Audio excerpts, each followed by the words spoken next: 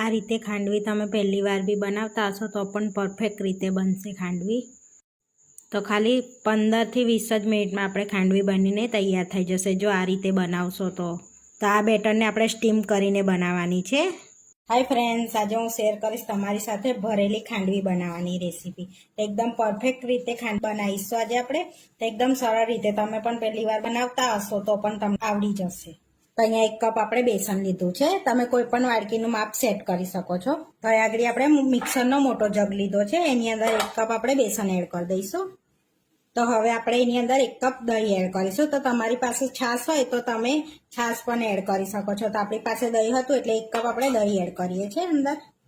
હવે એ જ માપથી આપણે 1 કપ પાણી એડ કરીશું એની અંદર. હવે સ્વાદ પ્રમાણે એની અંદર આપણે મીઠું એડ કરવાનું છે.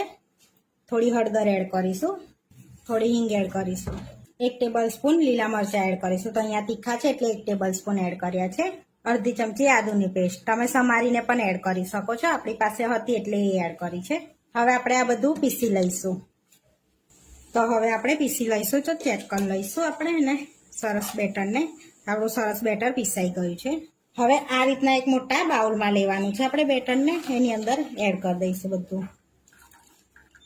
તો આપણું એકદમ પરફેક્ટ બેટર રેડી છે. જોઈ શકો છો આ રીતનું. તો આ રીતનું આપણે બેટર રાખવાનું છે. તો તમે દહીંની લીંબુના ફૂલ કાં તો લીંબુ પણ લઈ શકો છો. એક દહીં ના હોય તો આ રીતનું આપણે બેટર રાખ્યું છે. તો બેટરને હવે હલાવવાની ઝંઝટ વગર આપણે એને સ્ટીમ કરવાનું છે. તો આગળ પહેલેથી આપણે સ્ટીમ કરવા માટે પાણી મૂકી દીધું છે. સરસ એવું સ્ટીમ થઈ ગયું છે પાણી. હવે આપણે આ બેટરને અંદર મૂકી દઈશું. આ રીતનું અંદર રાખી લેવાનું છે. એની ઉપર આપણે આ રીતની પ્લેટ ઢાંકી દઈશું જેથી અંદર પાણી ના જાય. એટલે આ રીતની પ્લેટ ઢાંકી દેવાની છે. હવે ઢાંકીને આપણે 10 થી 15 મિનિટ માટે એને સ્ટીમ કરી લેવાનું છે. તો આ સમયે બહુ ફાસ્ટ નહીં, બહુ ધીરો નહીં, મીડિયમ આપણે ગેસ રાખવાનો છે. તો આપણે બેટર થાય છે ત્યાં સુધી આપણે અંદર ભરવાનો મસાલો બનાવી લેવાનો છે. તો હવે આપણે થોડુંક તેલ લઈ લઈશું. 2 ટેબલ સ્પૂન જેટલું તેલ લેવાનું છે આપણે એક પેનમાં. આ રીતે આપણું તેલ ગરમ થઈ ગયું છે. થોડી લસણની કળીઓ એડ કરી દઈશું અંદર. તો આગળ 10 જેવી લસણની કળીઓ 10 થી 15 લઈ લેવાની છે.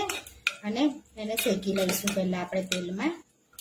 આ સમયે ગેસને આપણે ધીરો રાખવાનો છે ને તો લસણ આપણું બળી જશે. લસણને શેકવાનું કારણ એ જ કે આપણે કાચો સ્વાદ ના લાગે અંદર ખાંડવીમાં. થોડુંક બ્રાઉન કલર થાય ને ત્યાં સુધી આપણે શેકી લઈશું. તો આ રીતનો બ્રાઉન કલર થયું છે તો એમાં 2 ટેબલ સ્પૂન જેટલા સિંગદાણા એડ કરીશું. એને પણ શેકી લઈશું આપણે સરસ એવા. આપણા સિંગદાણા પણ શેકાઈ ગયા છે. તો હવે ગેસને બંધ કરીને પછી એની અંદર કોપરાનું છીણ એડ કરીશું 3 ટેબલ સ્પૂન જેટલું. તે આ ગરમ તેલમાં જ શેકાઈ જશે સરસ એવું. તો આપણે 1 ચમચી વધારે એડ કરી દીધી છે અંદર. એટલે 4 ચમચી આપણે કોપરાનું છીણ લીધું છે. તો હવે આપણે બધું આમાં જ શેકી લઈશું. શેકાઈ ગયું છે સરસ એવું. હવે આપણે એને ઠંડુ થવા દેવાનું છે. અંદર ભરવાનું બેટર આપણે ઠંડુ કરી લીધું છે. હવે આપણે એને અચકચરું પીસી લેવાનું છે. તો આ રીતનું નાનું મિક્સર લેવાનું છે એટલે એમાં સરસ પીસાશે. અચકચરું પીસવાનું છે આપણે. તો હવે મિક્સરમાં એડ કરી દેવાનું છે આપણે.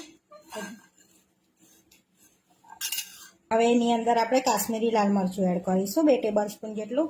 અને થોડું મીઠું એડ કરીશું. હવે મિક્સરને બંધ કરીને આપણે રિવર્સ પર મિક્સરને ફેરવવાનું છે જેથી આપણે કોપરાનું છીણ અને સિંગદાણા એડ કર્યા છે એમાંથી તેલ છૂટે એટલે પીસાઈ જાય. એટલે આપણે રિવર્સ પર ચાલુ બંધ કરીને એને ફેરવવાનું છે. મિક્સરને મિક્સ કરવાનું છે. તો હવે આપણે ચટણીને પીસી લીધી છે. તો આ રીતની આપણે ડ્રાય ચટણી રાખવાની છે. તો આ રીતનું રિવર્સ ફેરવીને ડ્રાય ચટણી આપણી રેડી થઈ ગઈ છે. 20 મિનિટ જેવું થઈ ગયું છે આપણે સ્ટીમ કરે.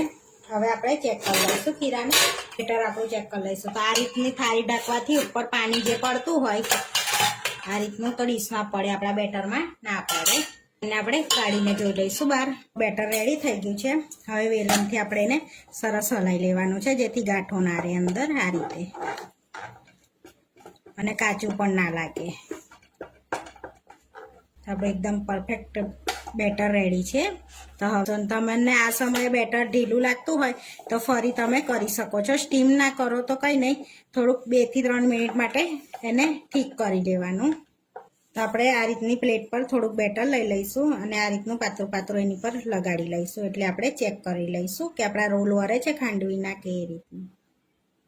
હવે આપણે ઠંડુ કરી લઈશું પહેલાં એને.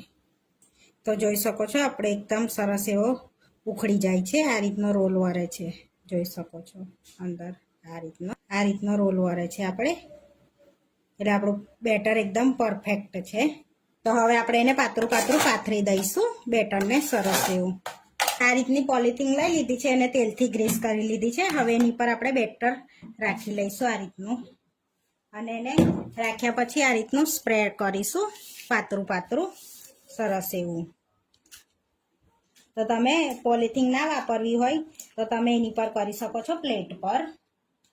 આપણે અહીંયા પોલિથીન પર કરીએ છીએ. આ રીતનું પાતળું પાતળું પાથરી દેવાનું છે. હવે આપણે એની પર થોડુંક કોપરાનું છીણ એડ કરીશું આ રીતનું. તો અહીંયા સૂકું લીધું છે મેં, તમારી જોડે લીલું હોય તો લીલું એડ કરવાનું આ રીતનું. જે આપણે મસાલો બનાવ્યો તો ને એ એડ કરી દઈશું એની પર સરસ એવો, અને થોડાક ધાણા એડ કરી દઈશું આ રીતના આપણે. હવે આપણે કટ લગાડી લેવાના છે એમાં આ રીતના સરસ એવા.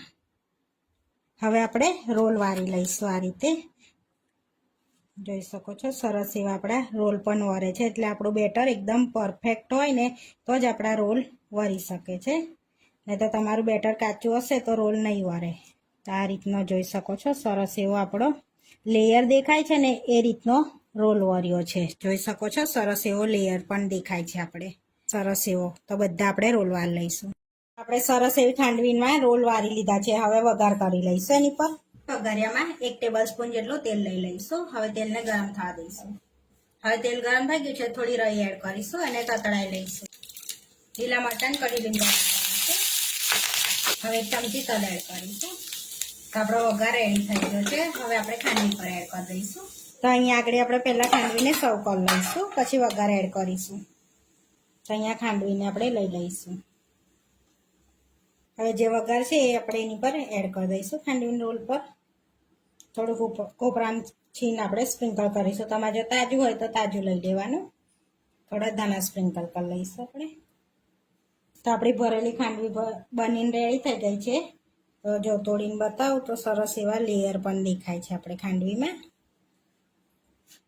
તો આપણી ભરેલી ખાંડવી બનીને રેડી થઈ ગઈ છે. આવા વિડીયો જોવા માટે મારી ચેનલને સબસ્ક્રાઈબ કરો, લાઈક કરો અને શેર કરો, અને તમે જરૂરથી ટ્રાય કરો. ફરી મળીશું નવા વિડીયોમાં. કોમેન્ટ કરીને જરૂરથી જણાવજો કે તમને આ મારી રેસીપી કેવી લાગે.